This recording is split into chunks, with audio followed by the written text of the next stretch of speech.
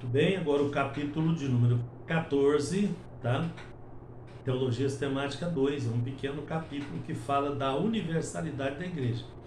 Nós já falamos um pouquinho disso lá atrás, nesse mesmo material, mas vamos ver aqui em detalhes, né? Primeiro, a sua universalidade, né? A igreja universal, que é o mesmo que igreja católica, tá? Católica quer dizer universal, universal quer dizer todo o universo, tá?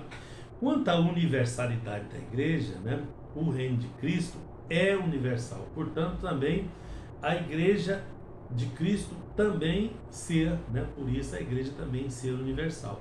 Há diversos conceitos sobre a universalidade da igreja. A igreja é universal no sentido espiritual e invisível, né? Lembra que nós falamos também, a igreja visível é a igreja física, é a igreja organização, é a igreja formal, é a igreja constituída, né? Mas ali que dentro daquela igreja organização visível, tá? Não é todo mundo que faz parte da igreja universal, da universalidade da igreja. A própria Bíblia fala que estarão dois no campo, um vai e outro fica. Mas não está falando de fica ou não, crente vai o crente. Está falando de crente aí, todo mundo ali era judeu, tá? Quando ele se referia àquele assunto. Então, do meio da igreja, na igreja visível, tá? De dentro da igreja visível que se retira a igreja invisível universal. Das várias, formam uma só, que é a igreja universal. Então é essa igreja que nós fazemos parte, né? Que cada uma das suas organizações forma um organismo vivo. Então temos a igreja organização, que é aquela igreja formal, e temos a igreja organismo vivo, que é a igreja invisível, universal, tá? Então a universalidade se aplica a essa igreja invisível e não à organização humana, tá? Não é a organização humana, mas é o corpo de Cristo, né? Então não tem um líder que a representa, né, visivelmente na igreja universal, na igreja invisível. Já na organização tem um líder ali que cuida, que organiza, que dirige, tá?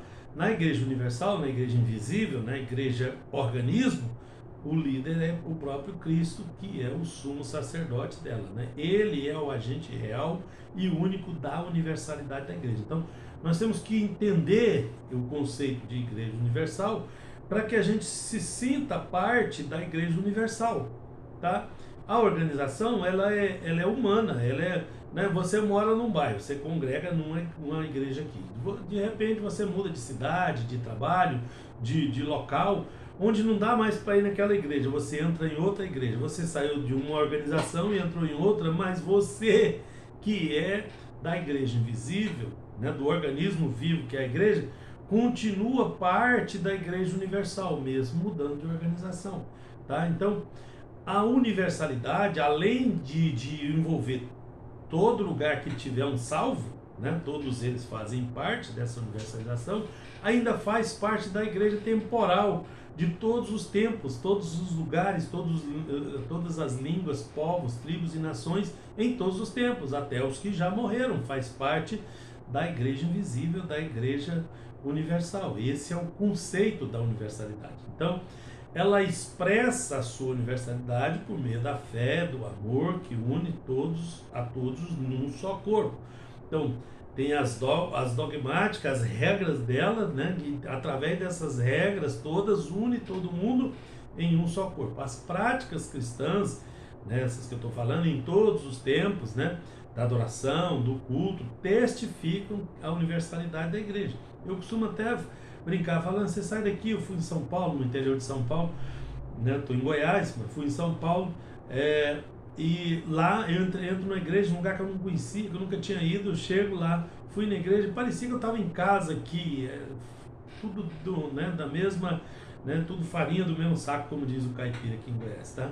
Então nós temos a mesma forma, né? A igreja universal é uma só, o Espírito Santo é o vínculo, é o nosso vínculo que torna possível essa universalidade aí da igreja do passado, do presente e do futuro, bem como na terra, nos céus, em todo lugar, tá?